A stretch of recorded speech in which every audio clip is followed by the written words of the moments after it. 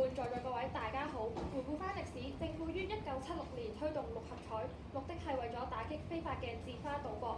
2003年實施足球博彩合法化，目的係規範過分猖獗嘅外圍賭博問題。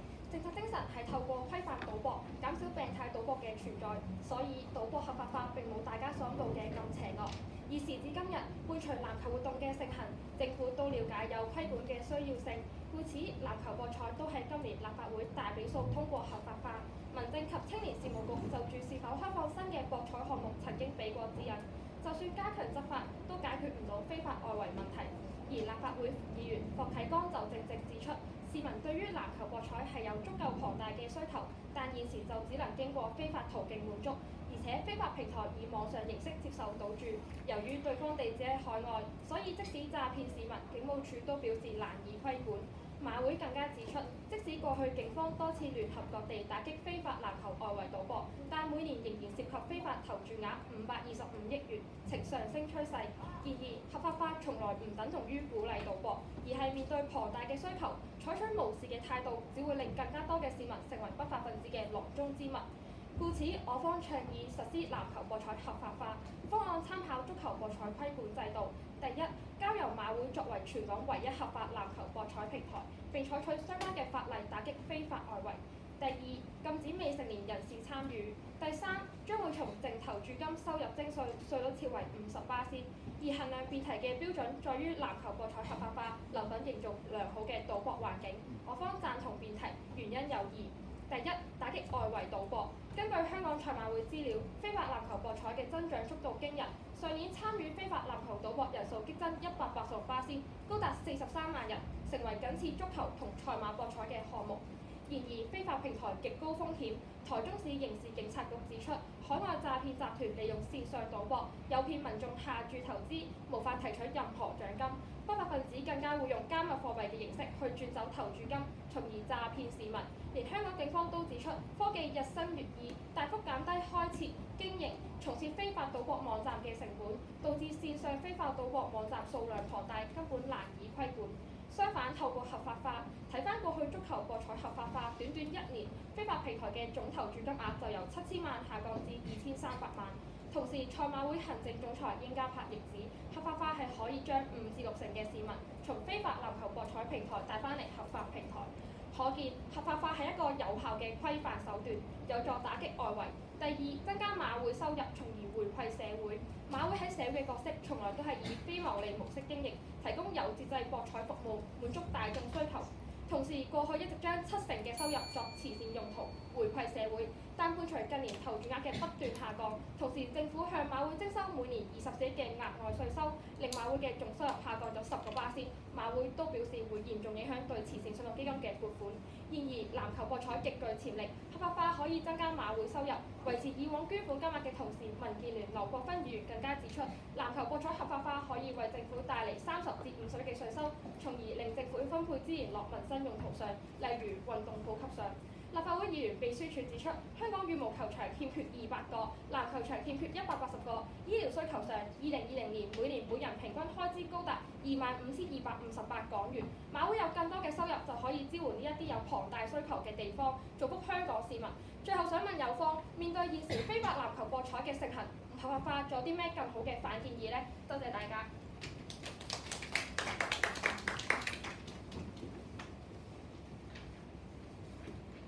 主辯發言時間為3分52，冇過時。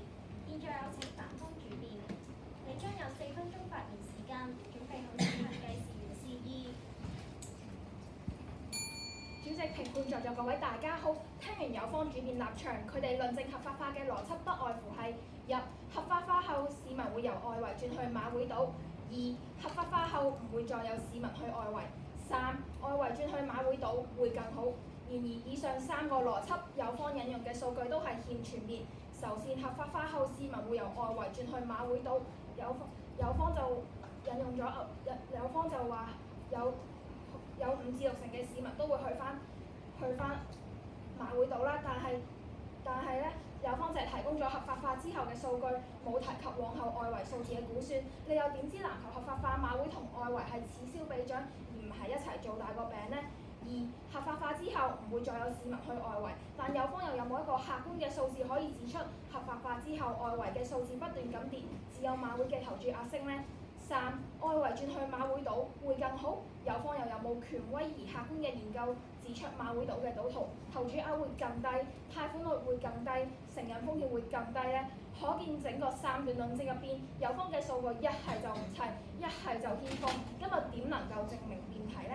相反，我方認為本質上賭博就係賭博，同馬會唔馬會冇直接關係。由13位研究心理專家、經濟學家、研究賭博嘅學者於2020年制定嘅有害賭博的概念框架指出，換言之，市民居住嘅地方賭博活動嘅頻率越高，市民就更易成為問題賭徒。框架更進一步指，更方便嘅網上投注會進一步增加賭徒變成問題賭徒嘅機率。正因如此，我方反對辯題原因有二：一、增加賭博頻率，從而加重社會成本。馬會嘅投注額同博彩稅10年上升5倍，可見市民越嚟越熱衷於賭博。然而，根據石安社會服務處2005嘅研究報告指，每一個問題或病態賭徒每年總成本大約係22萬，當中包括失去嘅生產力、綜援、破產而收唔翻嘅費用等等。按當年5.3%病態賭博率推算，03年足球賭波合法化後，總社會成本係港幣807億。對比起120億嘅博彩稅，政府每賺1蚊，社會就蝕翻6個7。如果有方認為因為可以收到30至50億稅收就要合法化，請你一副計埋呢30至50億背後嘅社會成本，論證俾大家睇點解唔係得不償失。二、籃球賭博比其他賭博項目更高危。石安社會服務處2011年另一份報告書指出，對病態賭博風險提升最多嘅網上賭博形式包括籃球賭注、賽馬遊戲、足球遊戲，風險遠遠高於其他賭博項目，而籃球賭注更加係高出10倍。可見賭博項目籃球、賽馬同足球為市民賭博成癮嘅高危催化劑，因此籃球賭博越受歡迎就意味籃球賭博更危險，政府更唔應該將籃球賭博合法化。總括而言，有方根本冇辦法證明計算過社會成本之後，籃球賭博符合公眾利益，因此辯題並不成立。最後，我方亦希望解釋，如果我方反對籃球賭博合法化，咁係咪應該取消賽馬同足球反博同埋足球賭博？我方清楚咁答你，因為有好多慈善機構都係由足球、賽馬所得嘅賭博稅嚟維持，因此立即禁止會有反效果。但今日辯題唔係講緊取消一個項目，而係增加一個項目，反而係由方要計翻條數去論證點解冒住龐大嘅社會成本都要合法化咗一個賭博項目。最後，如果有方一個獨立嘅數據都舉唔出，仲係真係覺得去外圍賭不如去馬會賭，按照你講法，馬會係唔係都要舉辦埋網上百家樂、特就學客等受歡迎項目呢？多謝大家。反方主辯發言時間為3分50秒，冇過時。現在有請正方第一副辯。你有3分鐘發言時間，準備好請向計時員示意。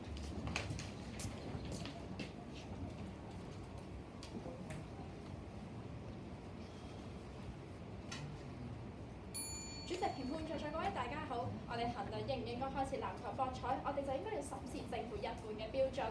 民政及青年事務局提出開設新嘅博彩項目有3大條件：第一，龐大需求；第二，加強執法但問題仍然存在；第三，獲得社會支持。我哋不妨逐一審視。第一，龐大需求。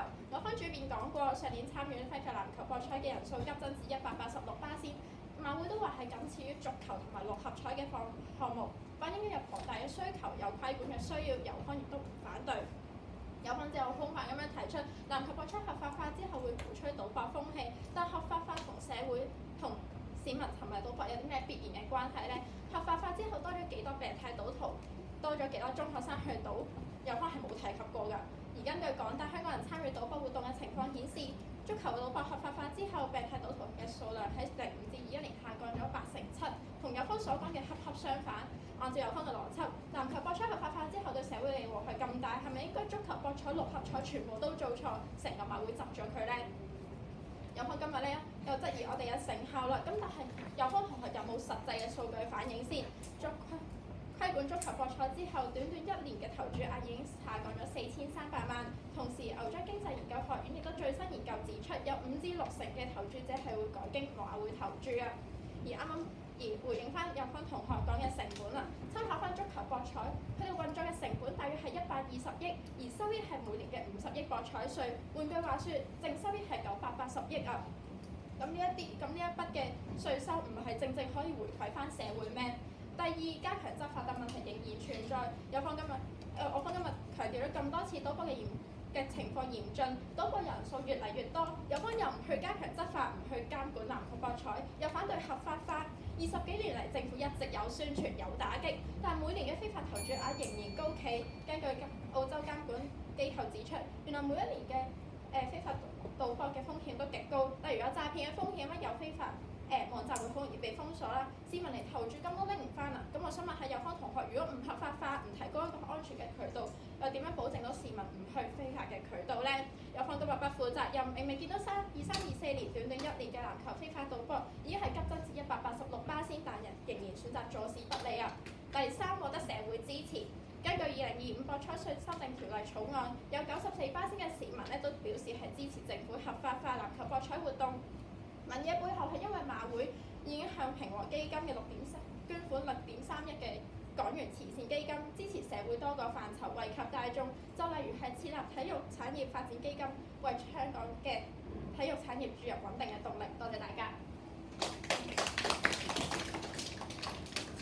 正方第一部辯發言時間為2分53秒，冇過時。現在有請反方第一部辯。你將有4分鐘發言時間，準備好請向計時員示意。大家好啦，有方就質疑我哋合法化點解會鼓勵到啲市民去賭啦。咁我方就係同你講合法化就會令到有一個有方就話民青局就話需要視乎市民嘅需求啦，同埋個問題嚴重性，例如執法可唔可以解決到嚟去決定要唔應該賭啦。就舉咗足球六合彩嘅例子，但係我方就仲舉出牛津嘅研究數據啦。但係牛津研究數據另一份經濟學數據同樣都指出係咪喺非法途徑賭博係與呢一個上癮率係無關嘅。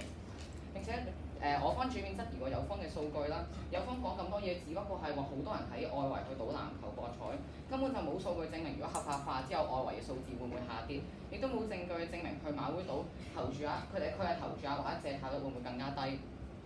所以呢個數字只會反映一啲人就喺馬會就一係就喺馬會外圍一齊賭，一係去馬會賭但係場場都賭，或者一鋪清袋。無論邊種情況之下，都只係證明到合法籃球博彩只係助長賭博，根本就唔係所吹噓嘅有節制賭博。另外，有方犯下第二個錯誤就係覺得馬會賭博必然好過外圍賭博。係嘅，無可否認係馬會的確好似有方所講做咗好多慈善嘅事啦，同埋有好多嘅支援。但係根據香港大學2022年嘅馬會戒賭熱線服務，有70%嘅賭徒會知道有，但係會用甚至覺得有用嘅人一隻手做得晒。再者同馬會一樣，今時今日外圍賭博都係透過網上落注，冇人逼你繼續去賭，或者借高利貸賭定唔到，全賴市民嘅控唔控制到。所以當香港100%嘅病態賭徒再問有方次有咩證據顯示馬會賭會更好？有方第三個錯就係忽略咗籃球嘅獨特性。我方主面已經用有害賭博的概念框架指出，居住環境嘅賭博頻率會直接影響問題賭博，而足球、籃球比起賽馬、百家樂，更多年輕人鍾意，更具吸引力。你諗下，球類賭博嘅賠率瞬息萬變，令到賭博者需要時時刻關注球賽，甚至睇埋直播，亦都會對某啲球員或者球隊產生感情，所需要嘅時間成本同埋代入感都比較高。因此，我方主面引用數據話，籃球、足球博彩比其他賭博，例如德州撲克、鬥地主等等，更加容易令人上癮。就算越多人去馬會賭，都只會賭得更兇。其實講到尾，籃球博彩合法化嘅唯一好處就係好似有方咁樣講，可以增加稅收。政府同馬會亦都攞啲錢去做咗好多用啲投注款項做咗好多公益用途。但係如果要計錢嘅，有方唔計埋賭博失調所帶嚟嘅社會成條款呢？我方已經講過，雖然香港只有大概5%嘅賭博失調，但係計埋病態同埋問題賭徒借貸、離婚、破產、犯罪同埋自殺嘅社會成本，政府同馬會每喺投注金額面拎1蚊出嚟，社會就要俾翻6個7嘅社會成本。所以請問有方，何解馬會可以得到善長仁翁嘅美名，但係社會成本就要由其他社福機構、賭徒嘅家庭去承擔呢？多謝各位。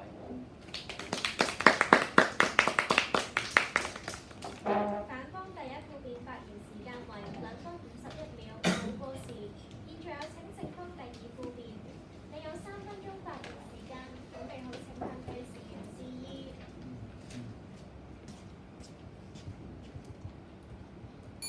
主席、評判在各位大家好，比賽嚟到二副呢個位就不如等我用3個層面去剖析一下啦。第一，非法平台，我方主辯今日已經清楚指出咗啦，而家香港非法籃球博彩問題極為嚴重，參與人數高達43萬，非法投注額估計都已經超過700億。面對呢個咁龐大嘅需求，有方今日同我哋講話坐視不理，乜都唔做，今日真係正正默許咗呢43萬嘅市民繼續俾非法外圍魚肉咯。唔通呢個就係一個負責任嘅態度咩？一個負責任嘅政府就一定要面對問題，而唔喺度逃避問題。既然有方同我今日繼續選擇坐視不理，咁嗰班繼續喺線上賭博嘅賭徒，咪會繼續俾人呃咯。咁而家嗰大部分嘅非法平台咧，個伺服器都設喺海外，咁佢哋用加密貨幣去轉移資金，而警方舊年真係成功攔截咗不足2成嘅境外賭資。而家嘅犯案集團科技越嚟越先進，傳統嘅執法根本就係大海撈針。所以今日究竟點樣去確保市民唔會再受騙呢？有方同我今日完全答唔出。相反啦，我方今日就見到有成效啦，就係就好似規範咗足球賭博之後，短短1年嘅投注額已經下降咗430萬。同時，牛津經濟研究所最新嘅研究亦都指出，5至6成嘅非法投注者會經由馬會去翻一個正規嘅途徑進行賭博。第二，賭博風氣，有方同學今日就喺度話，就等於合法化就係等同於鼓吹賭博，會多咗好多嘅病態賭徒。但係咧，有問題嘅往往都只係一啲沉迷賭博嘅人，而成年人士心智成熟，衡量過自己嘅經濟能力，小賭怡情係絕對合理嘅娛樂。所以合法化之後，究竟多咗幾多嘅病態賭徒？有方今日都係解釋唔到數字。事實上，足球賭博合法化之後，病態賭徒嘅比率不升反跌，而馬會亦都會將部分嘅收益撥翻去平和基金嗰度，幫助更加多人戒賭。合法化之後，我哋都會有更加多嘅資源，有去輔助青少年嘅戒賭教育。中學生參與賭博嘅比率就2012年嘅33.5%下降至2021年嘅15.9%，證明咗規範同埋教育係絕對有效。反問有方同學啦，按你哋嘅邏輯，係咪所有嘅賭博都要禁止呢？6合彩、賽馬、足球賭博係咪全部都要禁？就連新年同屋企人喺屋企打麻將，係咪都要立法禁止呢？如果佢哋話咩都要禁，咁結果只係唔單止嗰43名，係會有更加多嘅市民去到非法外圍進行賭博。我哋合法化唔係要鼓吹賭博，而係將而家已經有嘅問題引導喺一個受監管、有保障、有節制嘅渠道。第三，社會收益，合法化唔單止可以解決問題，更加可以創造唔同嘅經濟效益。根據劉國勳議員嘅估算，籃球博彩合法化之後可以帶嚟30至50億嘅額外收益。大家知唔知50億可以做到啲咩啊？可以起到5條連接社區嘅行人天橋，更加可以起到2棟簡約房屋，幫助更加多嘅基層市民啊！所以有方同學今日要反對合法化，就必須要提供一個更加有效、更加具體嘅代辦方案。如果咩都唔做，就等於認可咗非法外圍可以繼續賺取暴利。多謝各位。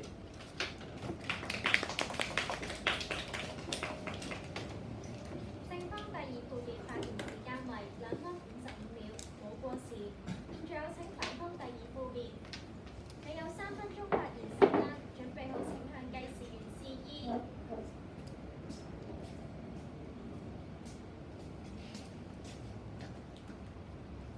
主席、評判有方同學做各位大家好。你到2副位置咧，有方同學今日都舉咗好多唔同嘅數據。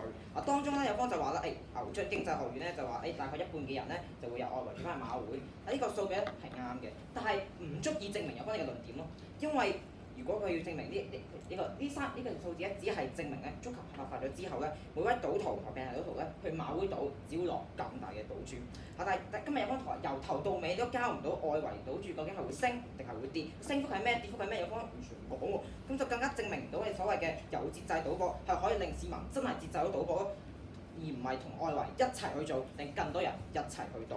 今日有方同學問我哋，喂，我哋係咪而家咩都唔做啊？其實唔係咯，今日有方你都識講，我哋可以做教育㗎嘛。如果有方你都覺得教育係有用嘅話，我哋同樣可以推行去教育嘅喎。而所以我哋唔係咩都唔做咯，但係我哋就係唔會推行呢個籃球博彩合法化啦。再講咧，今日有方同學都話啦，而家投注金咧，如果我哋去外圍，有機會俾人詐騙嘅喎，有機會俾人凍結，好危險啊！正正因為咁，所以有啲市民咧非常聰明啦，佢哋就決定唔賭咯。但係當你籃球合法化咗之後，會發生啲咩事啊？啲人覺得原來我賭完之後，我啲錢我有機會攞得翻嘅喎，唔會俾人充公嘅喎。咁所以咪更加多人去賭咯。咁所以當你吸引更多人去賭嘅時候，呢個唔係弊處，唔通係好處啊？再講啦，今日我哋可以見到明愛展情中心喺2016年有個研究就指出，10年之間賭徒人數嘅欠債咧上升至50萬到60萬啦。所以咧，今日有方同我哋所講嘅所謂收稅收多啲，可以收50萬，又起體育館，又起咩羽毛球場喎。咁但係想請有方同我哋加一條數俾我哋睇啦。當我哋嘅欠債、我哋嘅社會成本上升到去50-60萬嘅時候，你嘅所有嘅收入究竟能唔能夠彌補到咧？所以請有關同學後場交代一下。當你咩都唔清楚嘅時候，係咪你就係一個賭博咯？你哋推行籃球嘅彩就好似一個賭博咁樣，都當我冇事咁樣咯。再講啦，今日有方同學問我哋，喂，足球係咪應該取消啊？賽馬應該要去點啊？但係其實今日我方認為，從來都唔係足球博彩有咩問題，相反係馬會嘅手法有問題。我幫你話合法化唔等於鼓勵，但係馬會宣傳手法就等於鼓勵。馬會做啲咩啊？佢會做宣傳咯，佢會舉行合家歡活動，更加會推行佢好多唔同嘅公仔。咁呢啲係咪令到啲人覺得哇，去馬會咧其實好神聖？其實根本唔係啲咩賭博嚟㗎，令到更多人去賭，佢咪變相係鼓勵緊啲人咯。所以今日有方同學到最後咧，唯一記得同我哋講，喂，我哋而家得翻而家我哋冇合法化咧，就淨係得非法嘅途徑可以去做。但呢個有呢個問題，都係因為有方你嘅眼光太狹窄啦。如果今日有方同學你真係相信小賭可以怡情嘅話，咁點解唔係啲人翻屋企自己同啲朋友去賭咧？所以新年需唔需要禁啊？唔需要禁，因為佢哋可以翻屋企自己同啲朋友去賭，可以賭10蚊、20蚊，甚至賭邊個去洗廁所都得。所以今日啲人去外圍賭，數據係點？我見唔到。啲人去馬會賭就越賭越離譜，但係啲人翻屋企賭就啱唔啱好啦。多謝各位。反方第二負面發言時間為2分27秒，冇過時。現在有2分鐘作結辯準備時間。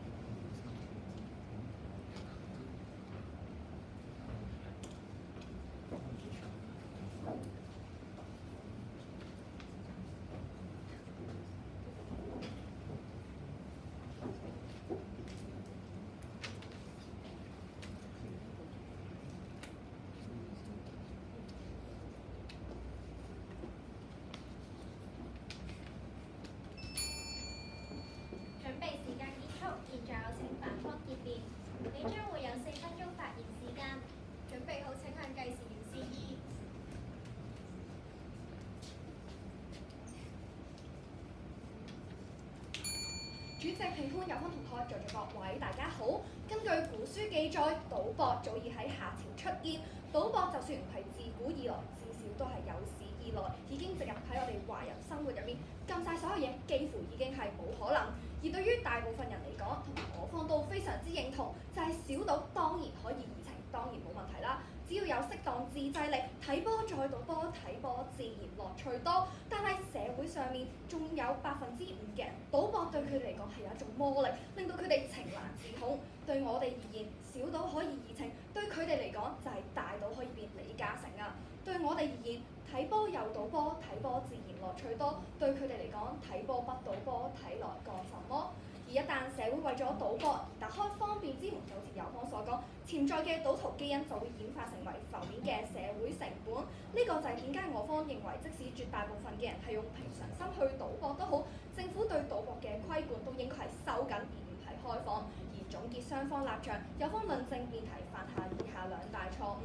第一，睇賭博問題，只係睇人數過於表面，不論係政府定係有方同學，永遠咧都淨係會話賭博合法化咗之後，參與賭博嘅人數有輕微下跌嘅趨勢。但係我方都已經不斷重申，如果馬會嘅投注額升到去3至5倍，人數又冇變到，其實變相證明咗每一位賭徒係賭得更為兇狠，次數更加高，投注額更加高。今日社會嘅賭博問題係更加嚴重。當05年嘅時候，平均欠債率係22萬，到16年嘅時候已經係講緊5至60萬。咁再合法化埋籃球賭博，社會成本只會更大。有方從來都冇計過社會成本，一味淨係睇到有方嘅稅收。第二，佢哋以為合法化咗之後，政府同馬會可以用投注嘅金額嚟做慈善工作，就等於一定有好處。但係我方亦都指出咗，賭博賺1蚊，社會咧就要俾翻6個7，而有方咧去到而家連一個客觀嘅數據同埋獨立嘅馬會報告都交唔到出嚟去反駁呢個説法。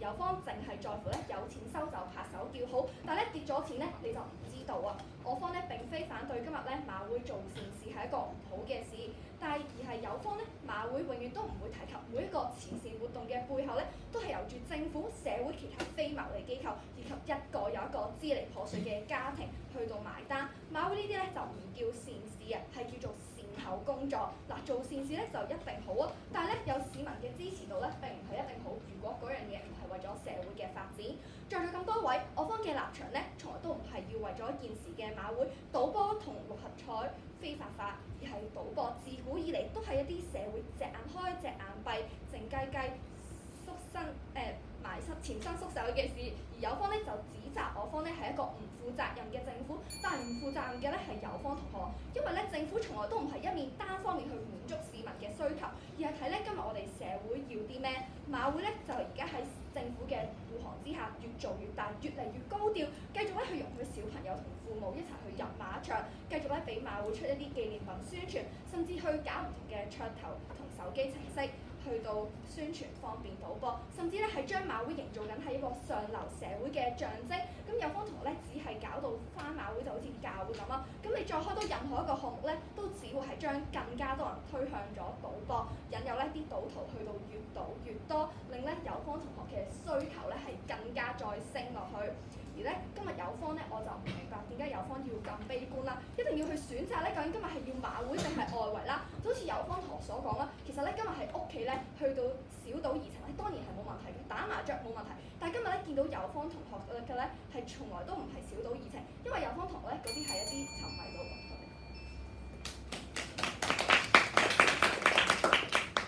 大方結辯發言時間用盡，現在有請正方結辯。你將有4分鐘發言時間，準備好請向計時員示意。主席、評判在座各位大家好，嚟到比賽嘅尾聲啦，我哋不妨抽離一下今日嘅辯題，了解一下博彩合法化對香港嘅意義究竟喺邊度。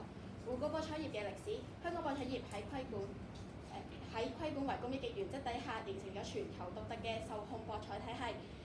香港賽馬會自1842年成立以嚟，信託基金年度捐款超過66億，惠及香港嘅醫療以及青年發展。呢啲咁龐大嘅捐款背後，就係博彩所帶嚟嘅收入。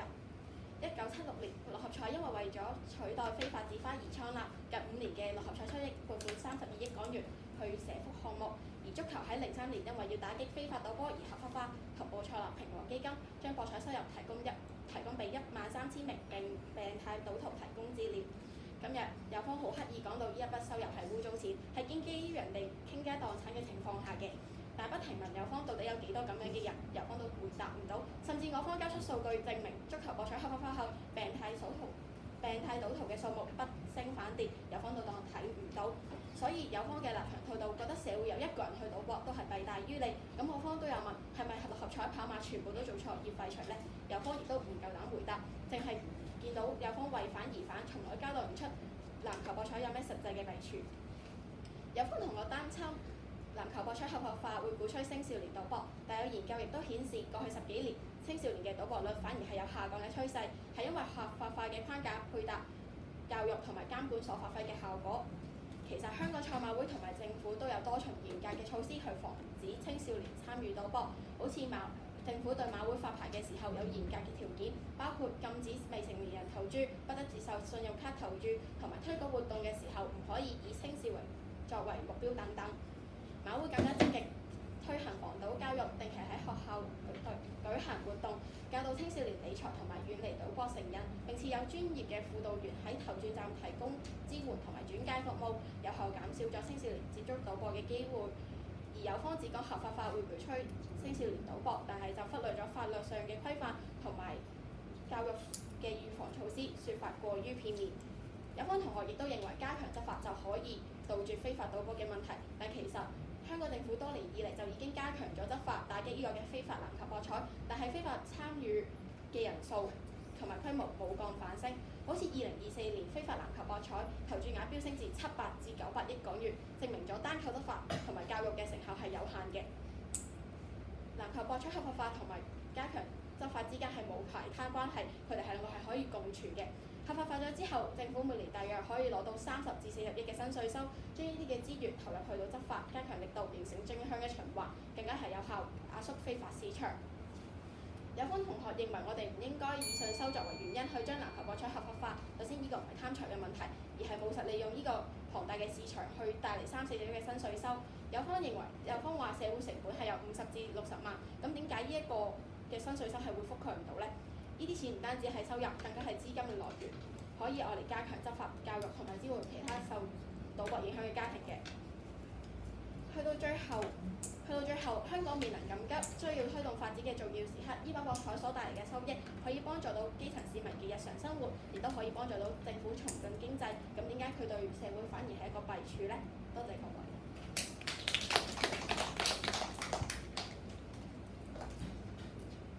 正方辯論發言時間為3分37秒，冇過時。現在有請評判雙方今日嘅表現作出寶貴嘅意見。首先有請黃兆之中學中文科老師黃志榮老師。咁就好欣賞對賽雙方其實都做咗好充足嘅準備啦。咁兩邊咧其實都有去好清楚咁樣去講到，譬如話先講正方啦，其實好欣賞嘅就係會唔係淨係即係聚焦喺籃球呢一樣嘢，會去講翻其實六合彩啊、足球等等，其實會從呢一個邏輯去類推到其實我哋應唔應該要將籃球博彩合法化啦。咁嗰個主線其實係設計得 OK 嘅，咁亦都好清楚咁樣去嘗試去講到一啲嘅數字，譬如話合法化其實係可以打擊到外圍啦，咁然後亦都可以係有牽涉到一啲投注嘅數字。咁我覺得整體嚟講咧，正方嘅準備其實係充分嘅。咁至於反方咧，其實當然都係啦。咁我會比較欣賞反方有一個位咧，就係其實兩邊都做得好好嘅。咁反方都有提到就係話，譬如話合法化其實係會增加咗嗰個賭博嘅頻率啦，咁甚至會增加到社會嘅成本啦，咁以及會捉住籃球呢一個有獨特性嘅運動嘅特質去講，其實不論係從籃球啦，或者從馬會嘅嗰個鼓勵層面啦，其實去反駁到其實呢個唔係一個必要之惡，甚至其實將籃球博彩合法化其實係一個弊大於利嘅行為咯。咁所以我會好欣賞反方同學，其實你設計條主線，或者你企咗一個比較相對一個聰明嘅位置去論證你自己嘅觀點。咁我暫時講到呢一度先，咁交俾你其他兩位評判。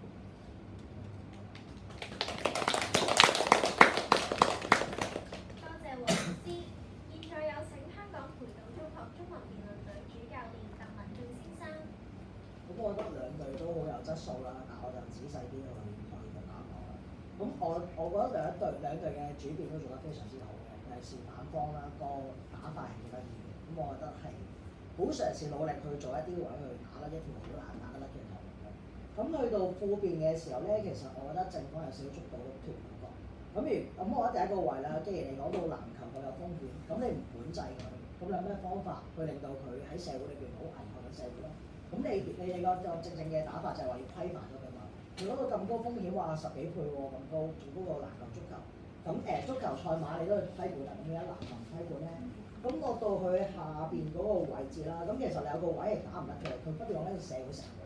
咁咁社會成本如果係我自己咧，我會質疑下，哇！你點計到嚟話6.71蚊就俾6.7，佢嘅數值係咪真係咁樣嚟，同埋點樣論證到咧？我覺得唔使一聽到數據就驚嘅，試一試去打咧佢先，反正係一負啫嘛，就2負幫你講話。我覺得呢個數據我都有少少質疑嘅嘛，唔知佢點計得出嚟。我覺得可以試下玩下，因為可能有好多漏洞喺裏邊出現啦。咁有第二個樣嘢啦，我當社會成本真係啱先啦。但你而家收緊嘅錢，可能點解我嘅稅收得咁少，我值得去做呢件事情咧？咁你頭先講咗，除咗話咩龐大嘅執法意義之外，會有製造咗好多唔同嘅效益。咁除咗你話一個平和基金之外啦，會令人睇到會係就業率會有幫助咧，會其他嘢可以推動到一個運動嘅娛樂化，又幫助呢個運動嘅品牌嘅重新咗。即係可能本地嘅足球，可能對於我導波嚟講都有提升到呢樣嘢㗎嘛。咁所以你唔好單單俾佢社會成本嚇咗你先，咁呢件事一定有其他人得益喺裏邊。可以嘗試打闊啲個題目啦。咁第三樣嘢其實對方嘅主辯都答咗你話點解唔會禁賽馬同埋去足球㗎啦。但落到落到結辯裏邊仍然問緊呢個問題咧，咁就係唔應該啦，人哋好早答咗你㗎，咁佢就唔答呢個問題。咁所以最後同埋結辯嗰度仲有少少亂亂地嘅，即係話咩重振經濟啊咁各方面嘅嘢。咁不如我覺得你應該有條問題問佢話兩害取其輕。咁你寧願嗰個人去馬會島定去外圍島咧？咁樣我諗呢個位，sorry 啊，可以去嘗試問啦。咁去到反方個位咧，反方其實主辯做得非常之好嘅，但後邊嘅東西同主辯好似唔係好緊扣，好似有少少脫離咗咁嘅感覺。咁去到副辯嘅時候落到個位啦，話係咪外圍下跌咗？其實你哋講咗5、6成㗎啦，講咗3、4次，所以佢不斷重複呢個 point。所以但係你哋落到二副度，二副終於話承認咗呢樣嘢啦。就更加奇怪啦，因為你啱啱反方嘅主辯先質疑完呢個外圍轉馬會，咁外圍係咪下降，跟住馬會係咪好咗？咁但係人哋已經講咗5、6成，你再講呢個位有少少好奇怪嘅感覺啦。咁第二個位就係德州同百家樂，咁我期望其實你哋答到呢個係體育轉做娛樂博彩，同埋你嗰個單純嘅賭博，其實兩樣嘢意義有少少唔同嘅，不過你哋冇打到呢個位啦。咁第三個位咧，去到第二副辯可能有少少位係有少少奇怪咗。咁第一樣嘢就係你承認咗個位啦，你之前就唔承認嘅你哋，但突然間又承認咗話其實係有5、6成，我承認，咁呢個位有少少 odd 咗嘅。咁第二樣嘢就係話唔知點解我承認咗之後啦，馬會嘅賭注又會大咗，咁個論證喺邊度嚟？好似唔好聽到。咁第三樣嘢更加麻煩就係有個位咧，就係講話，總之我做乜嘢嘢都好啦，就係唔係俾你籃球合法化啦，有少少冇道理。跟住你同埋你會話，仲有一個位就話，我寧願將啲錢包入教育啊，做咩都好啊，但係就係唔俾籃球合法化啦。但係如果係正方就即刻話啦，其實政府一直做緊啦，賽馬會一直做緊啦。究竟你有幾 magic？點解你嘅教育就會做到嘅？其實一直做緊嘅就係冇考啊嘛。咁呢個執法嘅位就係呢度，但你又冇打到佢，所以捉咗好幾個。咁最後啦，反劫係嘗試去努力去歸納咗個戰場，我覺得做得幾好嘅。但係因為前面有啲嘢有少少奇怪，我自己覺得有少少好奇怪，所以落到去你跟唔翻你個主辯個主線。譬如你頭先講到話馬會更好嗰樣嘢。咁其實我又感覺唔到馬會幾唔好啦，不過你哋主辯嘅時候講過話咩貸款啊、成癮機會啊，但係好似冇提過呢啲嘢，係啦，冇提過呢啲嘢，咁好似脫離咗條主線咯，我自己覺得有少少，咁呢個就係我嘅睇法。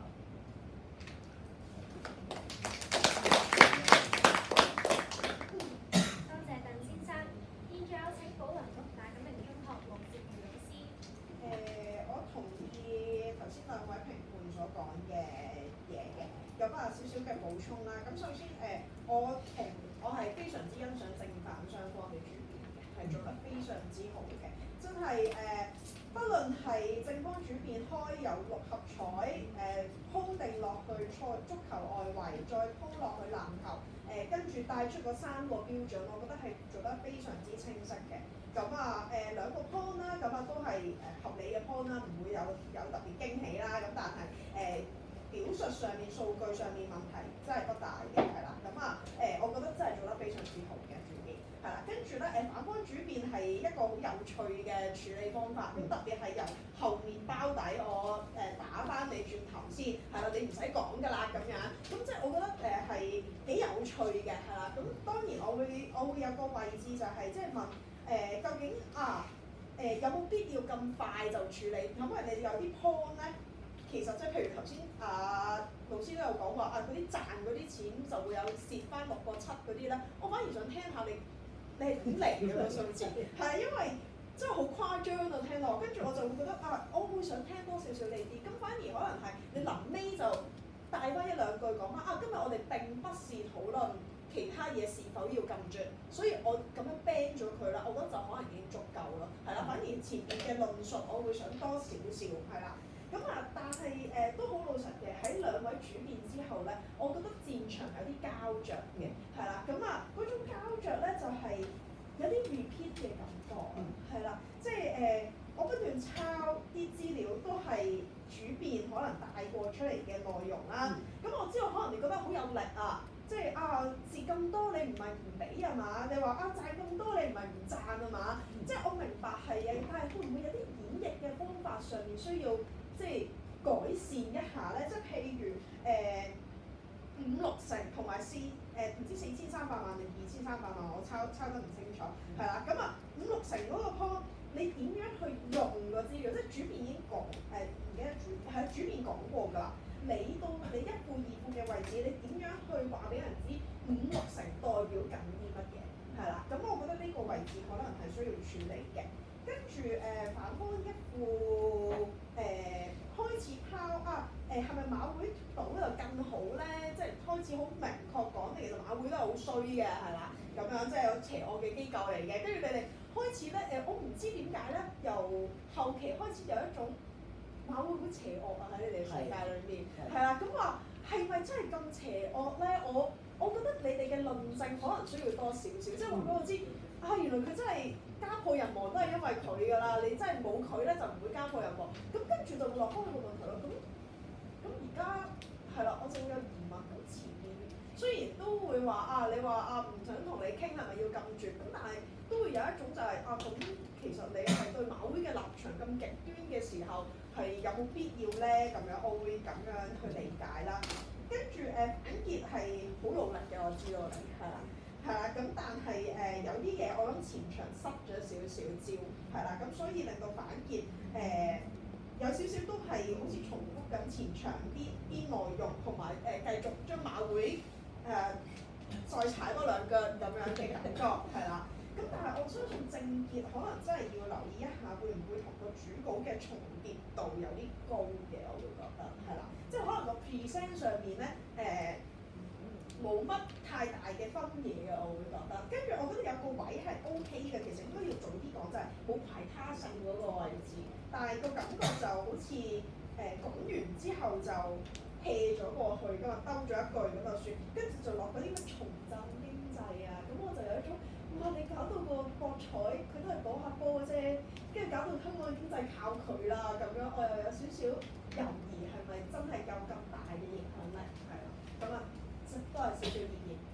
我都係寫重振。我